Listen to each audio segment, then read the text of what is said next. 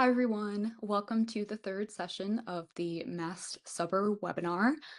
Today we're going to be talking about MAST Catalog Queries using something called Astroquery. So my name is Sam Bianco.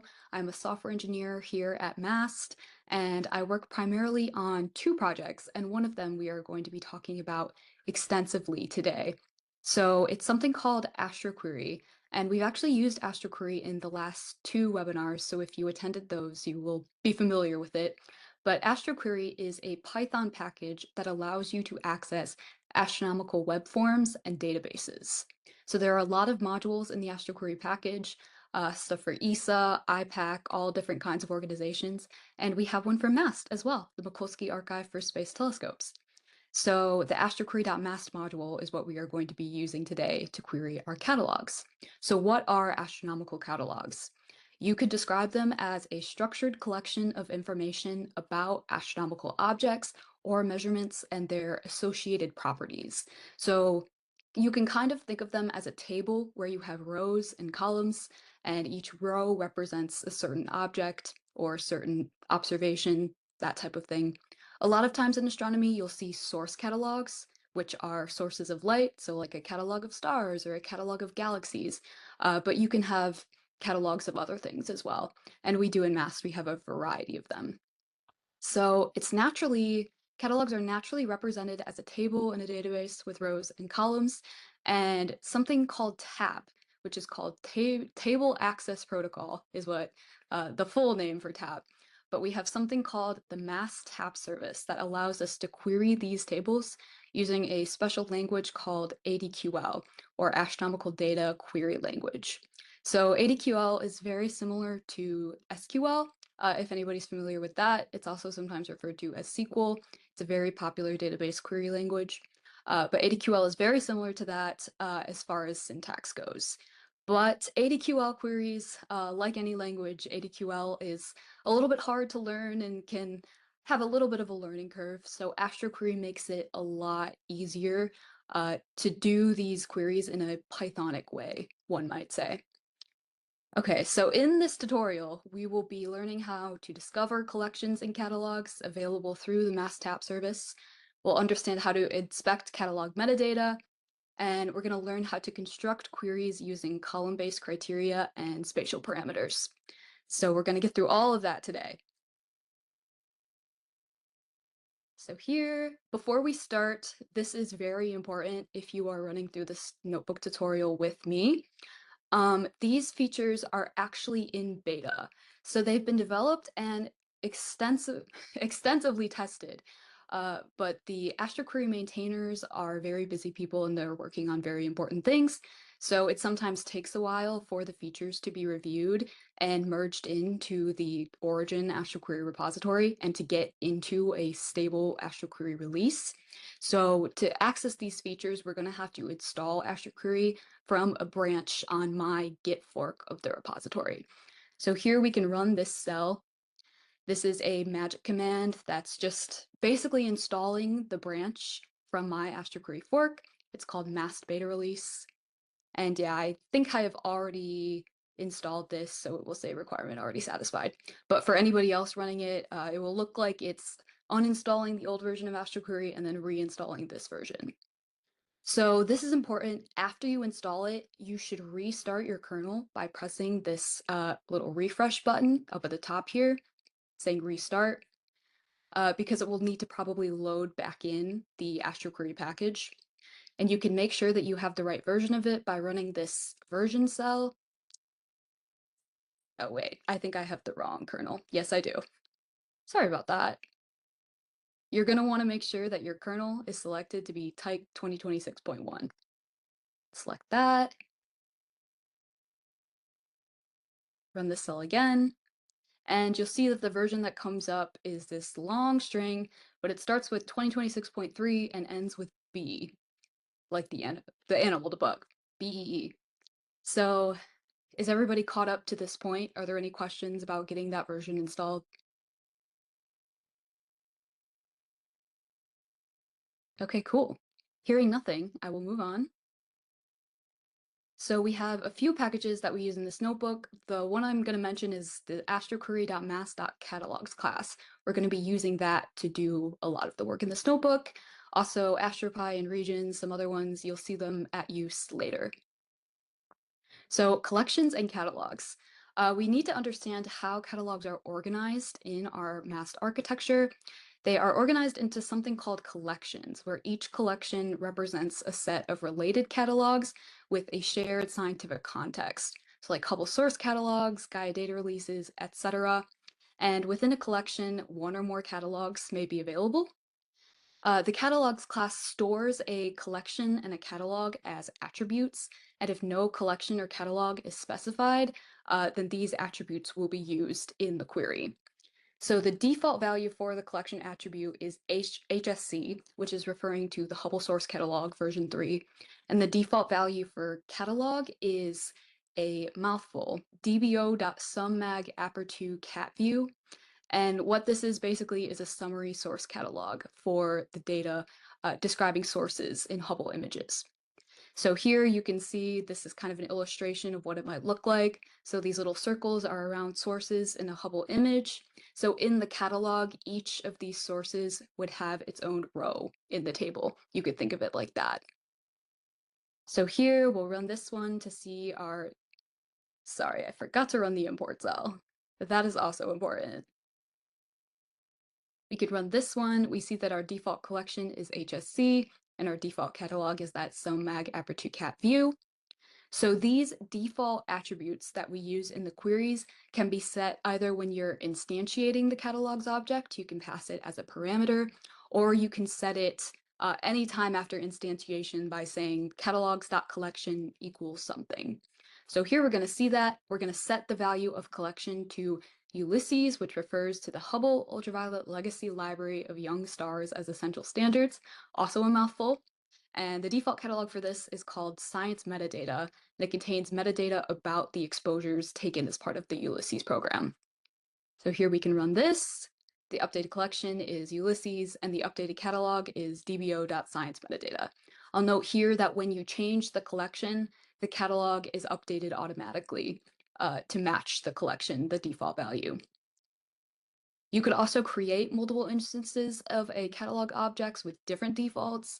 If, say, you had a script and were working with different catalogs from different collections and wanted to be able to query them pretty easily without changing things around, you could do something like this, where we make an HSC catalog object and a Ulysses catalog object and set the values accordingly. Does anybody have any questions about that section? Okay, awesome. So you might be thinking now, how do I know what collections and catalogs are available to me? Like, great, we can set these attributes, but you can't really do much if you don't know what you can set them to. So we have a handy method for that.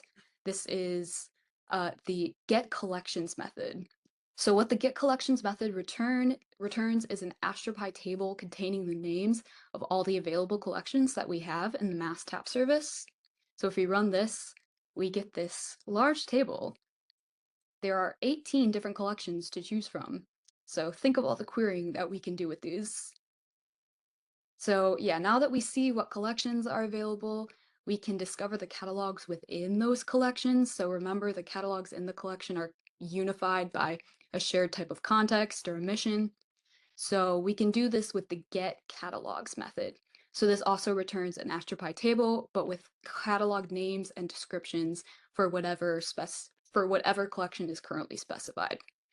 So here we're going to set the default collection to Ulysses, and this has two L's. I make this mistake all the time. And then we'll call the getCatalogs method to see the default at work. So these are the catalogs for the Ulysses collection. Pretty cool. And then to query catalogs for a different collection without changing the class state, so if you didn't want to have to set the internal class variable, you could actually send in a collection as a parameter to the method. So if we were to do something like this and say catalogs.getCatalogs with collection equals HSC, then we get a different list of catalogs back. These are the HSC catalogs. And here for illustrative purposes, we can print the default collection, which is still Ulysses, even though we are getting back the HSC catalogs. Any questions on that section?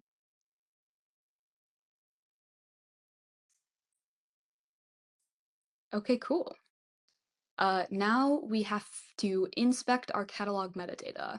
In order to write queries, it's very important to know what we can actually query on and the capabilities that a catalog has, because some catalogs support spatial queries, some do not. So first, to inspect our catalog's columns, we have a method called getColumnMetadata. This also returns an AstroPy table, and this method is crucial for constructing queries. So here we're going to get the column metadata for the science metadata catalog in the Ulysses collection. So I'm going to show this by sending in both the collection equals Ulysses and the catalog equals science metadata. Run that. And then we get back this table, which gives us column names, data type, unit, UCD, and a description of the column. So this proves very helpful. And if you were to only specify a collection to a function like this that takes both a collection and a catalog, it will automatically use the default catalog for that collection. So here, if we try this get column metadata on HSC, it's automatically going to use the summary source catalog. So you see we get a different set of columns here. We also have different catalog capabilities, and these are important to understand when constructing queries. So for example, only certain catalogs support spatial indexing in spatial-based queries based on a sky position or region. We'll talk about that more later. But we have a method in the class called supports underscore spatial underscore queries, and you can send in a collection and a catalog, and it will tell you whether or not that catalog supports spatial queries. So here we can run it with Ulysses science metadata, and we see this is false. It does not support spatial queries. So this means that if we try and pass spatial parameters to this catalog when building queries, we'll raise an error. But here we can also run it with HSC and the summary source catalog, and we get true. It does support spatial queries. So we can use this catalog to demonstrate those. Okay, any questions on inspecting catalog metadata?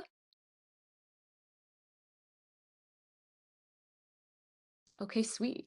We'll get to probably the most fun part, which is actually querying the catalogs. And if you're following along with me, you'll see that this is a giant wall of text. But please have no fear. We're going to go through it. We're going to see it in action in code, and it's all going to make sense by the end. Okay, so querying catalogs. We have three main methods for querying catalogs. The first is query criteria, and this is the most flexible method. You could either do purely column-based queries, purely spatial queries, or a combination of both. Query region is a convenience method. It's basically a wrapper around query criteria for spatial queries that use coordinates or use a region on the sky. And query object is a convenience method for spatial queries that use an object name resolved into coordinates. So I would recommend, if you're writing queries, to always just use query criteria, because the other two are wrappers around that, and query criteria can do everything that they do. But query region and query object are available as well. So all three of these methods ultimately construct and execute an ADQL query against our TAP service, and they all support column-based filtering, sorting, and limiting of results. So here we have some shared query parameters, and I'm not going to go through all of these, but these are parameters that are shared across all the three query methods. A few of them we'll see when we actually get to writing queries, but some of them that I maybe want to point out that we don't see are limit and offset, which are for pagination. Limit would be limiting the amount of results. Select columns, you can select the columns that are returned in the result table. And return ADQL. So if this is true, then the ADQL query string is returned instead of executing the query. So if you wanted to debug, or if you wanted to say, just get the ADQL back to run against the TAP service, you would use this. Okay, now we have criteria syntax. So how catalogs works is that we have these different columns, and we can send in values and expressions for those columns as parameter value pairs into the function. So that might not make too much sense right now, but once you see it working, it will make more sense. Okay, so all of these methods allow you to filter on column-based values. They work as keyword arguments, and there is different syntax for a variety of operations in actually filtering results. So you could provide the column a single value, where the column, it will filter for rows where the column is exactly equal to that value. You could provide it a list of rows where it will filter for rows where the value is within the list. If you prefix a value with an exclamation point, that is our negation operator, so it will filter for rows where the column is not equal to that value. For string columns, we have a wildcard character. It is this asterisk. So basically, it represents any sequence of characters, including no characters. So this example right here, column equals ngc star, that just means anything, any string that starts with capital NGC. For numeric columns, we can put in a string with a comparison operator, so greater than, less than, greater than or equal to, less than or equal to, and this will filter for rows where that certain comparison is met. For numeric columns, we could also provide a string with a range. That would be like value1 dot dot value2. That is the syntax for it. And this will filter for rows where the column value specified falls within that range, and it's inclusive range. And for temporal columns, also values can be specified as strings in a recognized date time format that you might have seen in Python. You could also specify it as an AstroPy time object or a datetime object, and you can use the same comparison operators and the range syntax for dates as well. So here we'll actually demonstrate a query. We're going to use the Ulysses Science Metadata Catalog, and it will be a purely column-based query because remember, it doesn't support spatial queries.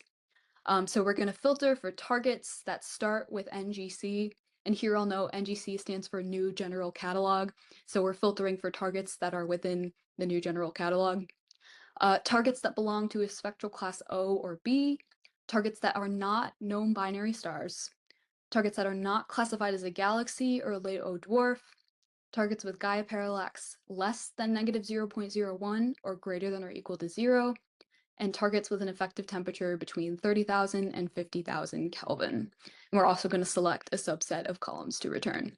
So I also want to point out and highlight here that the queries used in this notebook are meant to be illustrative and demonstrate what the queries are capable and what this class is capable of, but they may not have a particular science use case. So these are definitely not publication ready or anything like that, but we're just trying to demonstrate the abilities of this class. And it is very feature rich. So here we can actually write this query. We have select calls, which is a list of column names we want to return. Then we have the actual query criteria method, and we send in these things as keyword arguments. So you have the collection set to Ulysses, the catalog set to science metadata.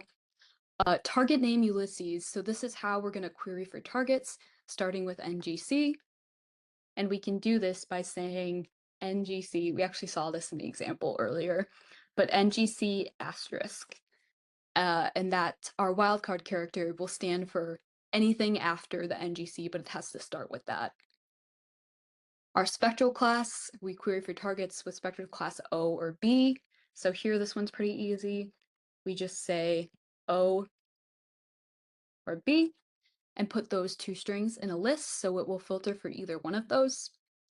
The next one is just an exact match. We create for targets that are not known binaries, and this parameter is actually a Boolean, so we'll just say false. Target classification, we want to exclude targets that are classified as a galaxy or a late O dwarf. So here you'll see we have a list, and each of the strings here are prepended by an exclamation point, so that's our negation operator. That's how we say it's not. So we can say not a galaxy and not a late O dwarf. Okay, our Gaia parallax. So we're either looking for parallax less than -0.01 or greater than or equal to 0. So we can also give it a list of strings here. So our first is that we want less than negative 0.01, and notice I'm using this less than comparison operator, or we want greater than or equal to 0. So we can do greater than or equal to 0. Okay, and our last one is the star effective temperature, and we want that to be between 30,000 and 50,000 Kelvin. So how we would write this is 30,000, and then we want it to be a range, so we would say dot dot 50,000, and that should be good. If we run this cell now, we get results for this query, and we can check that everything is as it seems. Our object names, I'll start with NGC. Our objects or our target classification doesn't include any galaxies, doesn't include any LATO dwarfs. Known binary is all false. Spectral class is either B or O. Gaia parallax is either less than negative 0.01, or in this case, greater than 0. There's only one value, but it's also included. And the star effective temperature is between 30,000 Kelvin and 50,000 Kelvin. So all of those parameter value pairs seem to have made it through. Okay, now moving on to spatial query parameters. So if a catalog does support spatial queries, the following parameters can be used to specify regions of interest you would want to search around. So if you were to give it coordinates, you could also give it a radius and do a cone search. So what that means is basically a circular search on the sky around a certain set of points, and the radius is how big that actual search is and how big you want the circle of the search to be. So similarly, you could also give it an object name. An Astroquery behind the scenes will resolve that object to coordinates and also do a cone search around that object. The resolver, this is a string specifying the name of the resolver to use when resolving coordinates. We won't do anything with that really in this particular demo, but it's there if you want it. The radius is the radius of the cone search. We talked about that a little bit. You can define this as a string with units, e.g. 10 arcseconds. You can define it as an astropy quantity or a float in degrees, and the default is 0.2 degrees. Or you could also give it a region and actually specify the spatial region of interest using coordinates as vertices, using a regions object. We'll see that later. So if no spatial parameters are provided, the query is purely column-based and no filtering will be done based on position. So here we're going to demonstrate a spatial query with the HSC summary source catalog, and we'll filter for the following. We want sources within 2 arcseconds of this particular set of coordinates. We want sources with target names that are either M-15, a Messier object, or start with NGC, like we saw before, and sources with a start time between 2006 and 2013. And we'll also do some sorting of the results, and we'll limit the number of results to 10. So here we can start writing this. So we have our query criteria method, collection set to HSC. The coordinates we want to put in from our directions here up at the top. So the string that 322.49324 space 12.16683. There's no comma there. People make that mistake a lot, but you want it to just be a space, or AstroPy will get mad at you. Okay, and the radius we're going to set for this cone search is 2 arcseconds. So I think the easiest way to provide this would just be to say a string and say 2 arcsec. And Astroquery will know what to do with that. We also want to sort results by the number of images and then by the start time. So how this works is that the primary sort you would want to list first, and then each level of sort corresponds to what number they are in the list. So if we first want to sort by the number of images, that parameter or column is called num images. No space, no underscore, just all one word. And then the next thing we want to sort by is start time, which is also no space, all one word. Okay. And then this next parameter, sort descending, is supposed to describe if you want to have ascending order or descending order for each of the sort columns that you provided. So it should be the same number of elements as the sort by parameter. So here we gave it two different columns, so we should give it two values for this. And if it's true, it will sort that column in descending order. If it's false, it will sort it in ascending order. So we want to sort num images in ascending order and start time in descending order. So we would say for this first element, this goes to num images. If we want ascending order, we should set this to false. And can anyone tell me if we want descending order for start time, what should we set that next element to? Okay, somebody said in the chat, true. Thank you. Yep, that's it. Okay, so we set the first one to false, second one to true. For the target name, we want to query for targets with names M15 or starting with NGC. So we've kind of seen this. We want M15 as the first string. And then for the next string, we want to use the wildcard again. So it will be NGC with an asterisk. Now we want to query for observations with start times between 2006 and 2013. So we can do that with the range operator. If we say 2006 ... 2013, that will be good enough for that. We'll limit to 10 results, and then we'll also pass it this select columns parameter and only return a subset of the columns. So here we can run this. We see that with the RA in the deck, match RA and match deck, these are all around the coordinates that we specified. Num images is sorted in ascending order. And if you look more closely at the start time, they're sorted first by the num images and then by the start time in descending order. And then our target name is either M15 or starts with NGC. So yay, another successful query. Okay, cool. So now we're going to talk a little bit about the query region and the query object methods. Query region, you can specify coordinates or an actual spatial region. And query object is a cone search around an object name. So for these queries, we're going to be using the test input catalog version 8.2 collection. So this photo that I have here is basically a heat map of candidate targets for the test input catalog version 8. So you can kind of see where all of those are. It's kind of cool. So first, we use the query region method to perform a simple cone search for sources within 1 arc minute of these coordinates that are given. So here we'll call query region, collection is tick_v82. The catalog we're interested in is the source catalog, which is also the default catalog. We'll provide it some coordinates. We'll say the radius is 1 arc minute, and then we'll select some columns. So here we get 3 results back. They are all around the coordinates we selected. Everything looks good.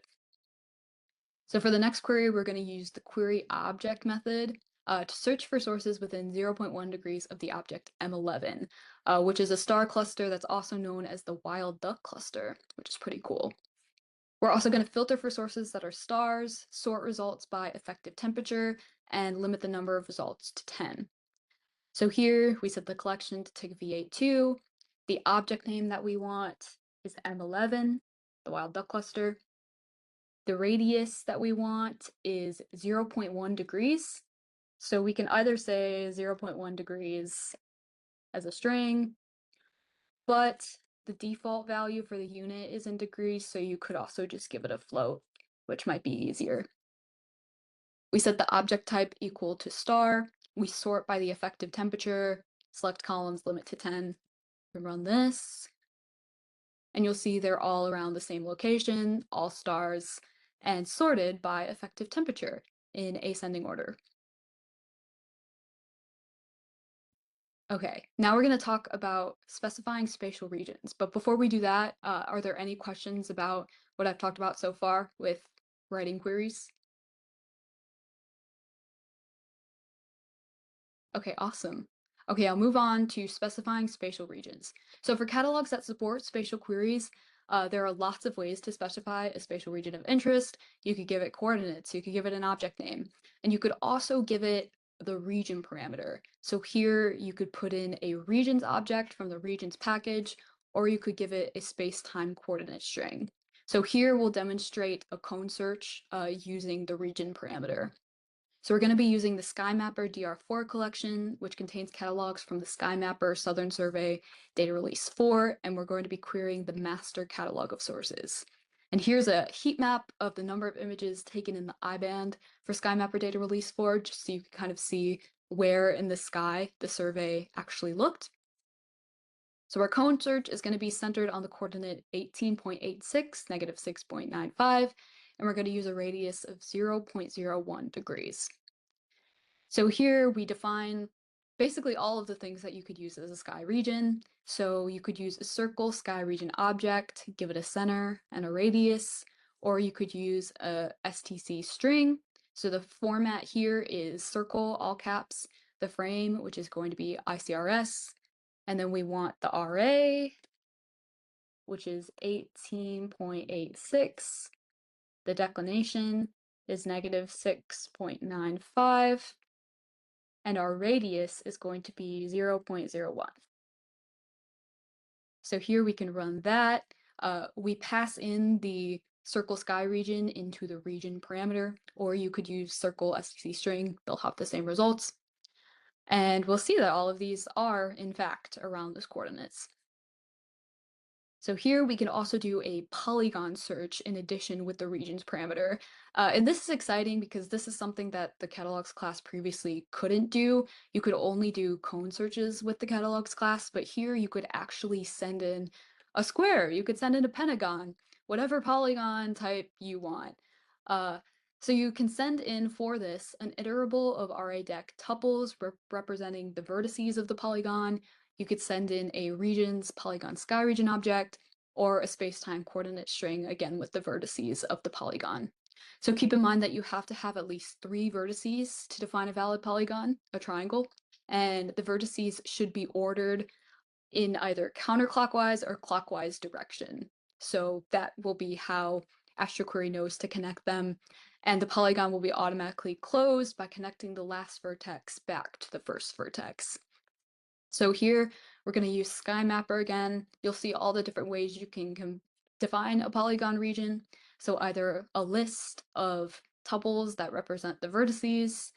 You could also create a polygon sky region object and give it vertices in a unit.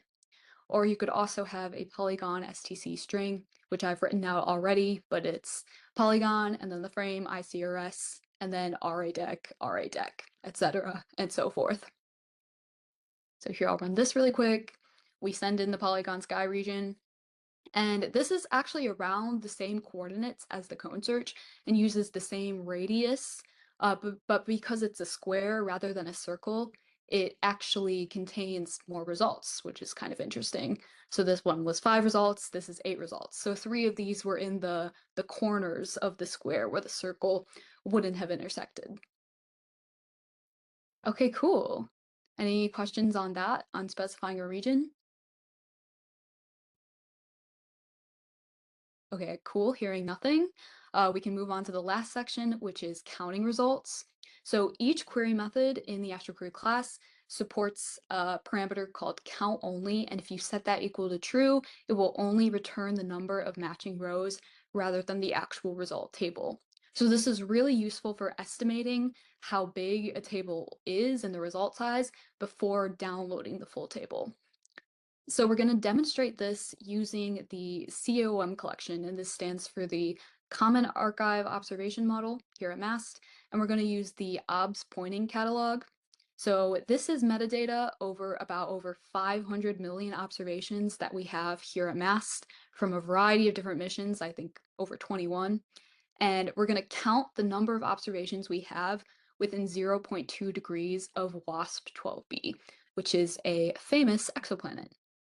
So here, this is actually my background today, but this is a wonderful plot that was made by Dr. Julie Imig, who actually did our last catalog or our last webinar session. This is MAST view of the sky, so it's a heat map of all of MAST observations projected onto a rectangular sky. So this is a really cool visualization that we have here at MAST.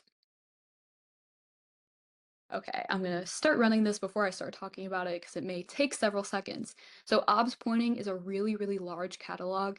You'll see when we ran the other queries throughout this notebook, it probably took 1 or 2 seconds at the most. But obs pointing is very, very large, 500 million observations and probably more. So it's usually faster to do a count rather than retrieving all of those rows. So for long-running jobs, you could also set the run async parameter equal to true, and this will reduce your risk of timeout. So we do that as well here. So here we've already gotten results back.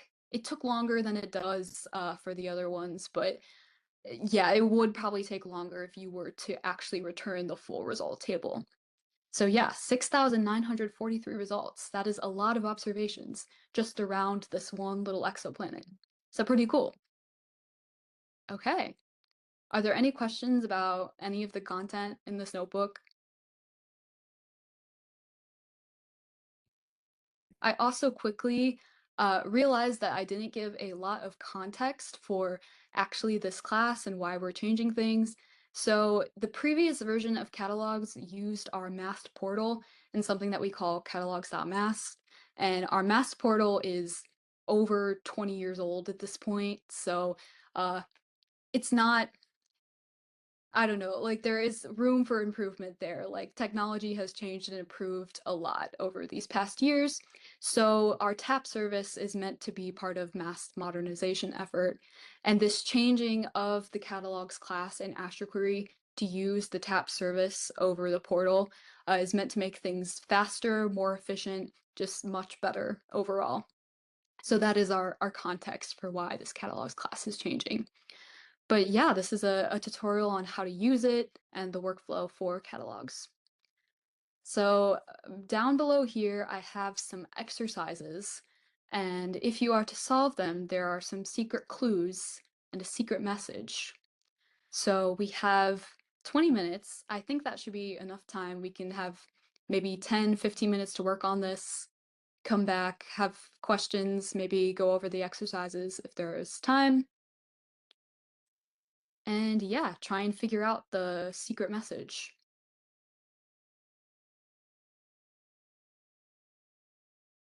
So here I'll go over the answers quickly. So for this first one, we want to create a catalogs object for the Gaia source catalog. So here our collection is called Gaia DR3, and our catalog is going to be Gaia underscore source.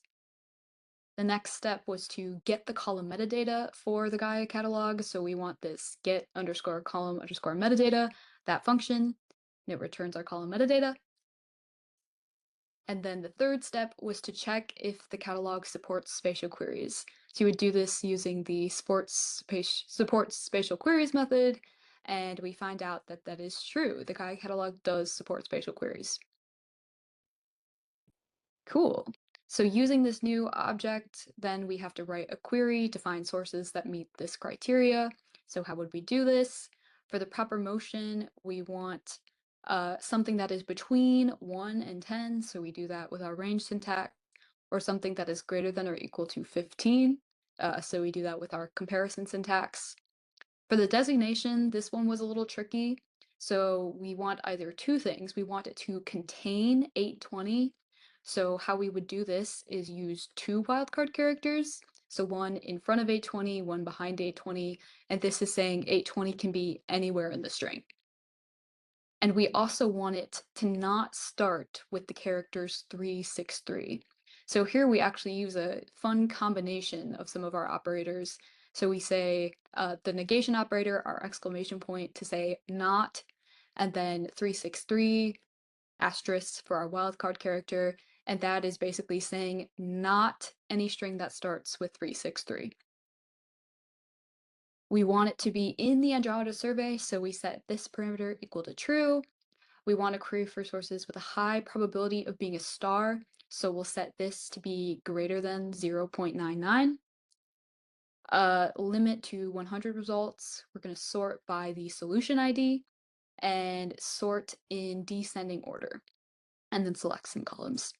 So here we get our table length. We're going to get all 100 results and see some of these. Now we're doing a spatial query. We're going to find a query to find all the sources that meet these parameters this time. So we're going to do a polygonal sky region.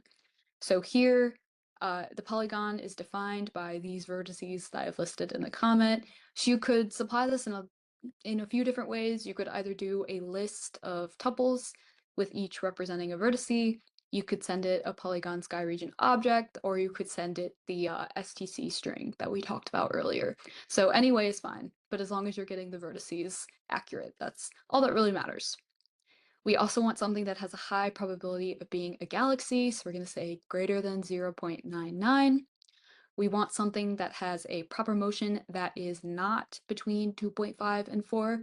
So this one's also a little tricky. So we use the exclamation point as our negation symbol, and then the range syntax to say we don't want it to be between these two values. And then we have some more columns to select. So you should get 13 total results for this one. And then our last exercise is to write a count-only query to find out how many sources in the Gaia catalog have a high probability of being a quasar. So here, how we would do this one's simple-ish. We would set this class prob DSC combod quasar to be greater than 0.98. Take note here, because in the other queries we're using 0.99, but here we're using 0.98. Oh, and I do have 99 in the comment, but I don't mean that. I mean 98. Sorry about that. And then we're going to set count only equal to true. So to only return the count of matching sources. So the answer you would want here is 3163283. Okay, does anybody have any questions, or did anybody figure out the secret message?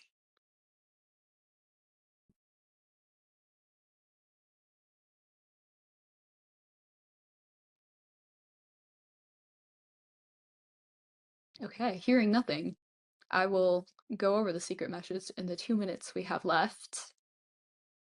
So our first clue is the first letter of the first column name in our column metadata. So that's solution ID. So we have an S. The second clue was the first letter of the output cell above. Yeah, so we have 2 T's. Here, your third clue is a letter that corresponds to the first 2 digits of the entries in the solution ID column. So this is a 16. It's supposed to be alluding to the 16th letter of the alphabet, so that would be P. And yeah, there's only one of those.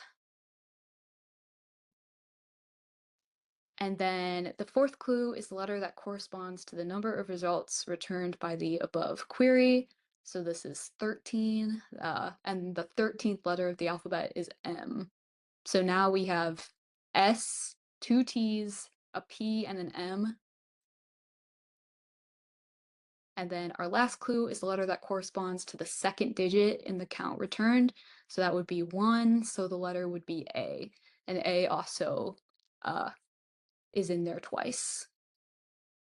So here we would get something like this.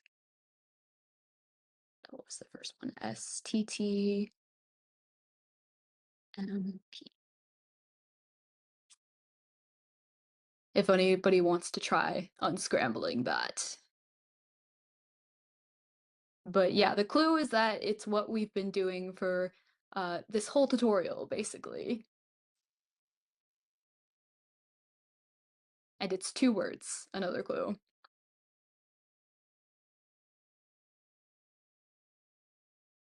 Okay, we are past time, so I'll give you guys the answer. It is tap mast, like that. So yeah, you have to unscramble the letters. But yeah, that is it for this tutorial. If there are any questions, we have office hours next week about this. I'll be there and happy to answer any questions. Thank you all for attending and for listening.